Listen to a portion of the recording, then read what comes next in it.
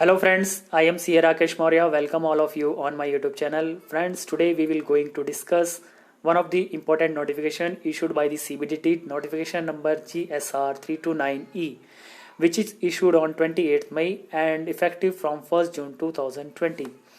In this notification, CBDT revised the format of 26AS, and Form 26AS now contain an statement called Annual Information Statement.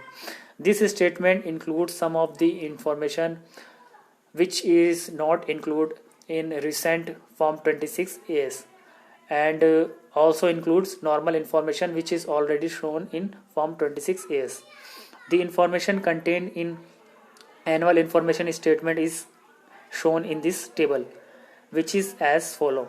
First is tax deducted or collected at source, information relating to specified financial transactions, information relating to payment of taxes, information relating to demand and refund, information relating to pending proceedings और completed proceedings. इसमें जो एक second number में mention है specified financial transactions.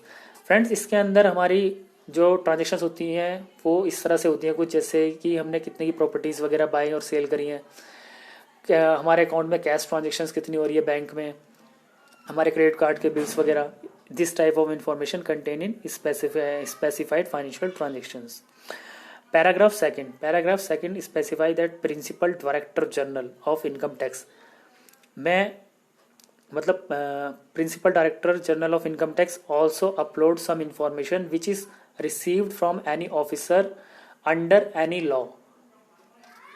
अगर director को कोई information receive होती है किसी और ऑफिसर से अंडर एनी अदर लॉ, तो डायरेक्टर वो इन्फॉर्मेशन भी आपके फॉर्म 26AS में शो कर सकता है.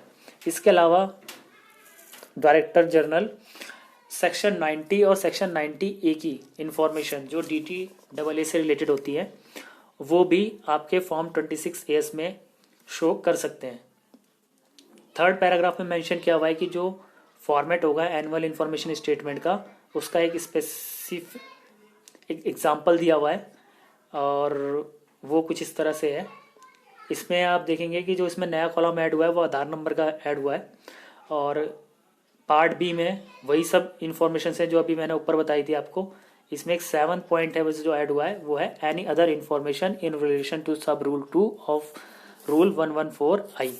तो ये यही इंफॉर्मेशन है पैराग्राफ सेकंड वाली, कि अब डायरेक्टर जनरल को अगर किसी और ऑफिसर से अंडर एनी लॉ कोई इन्फॉर्मेशन रिसीव होती है तो वो उसको भी आपके फॉर्म 26AS में शो कर सकते हैं.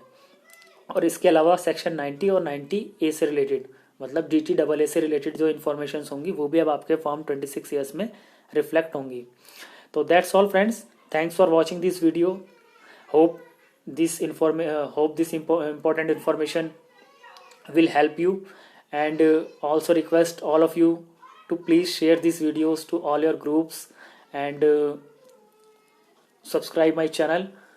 Thanks for watching friends. Thank you very much.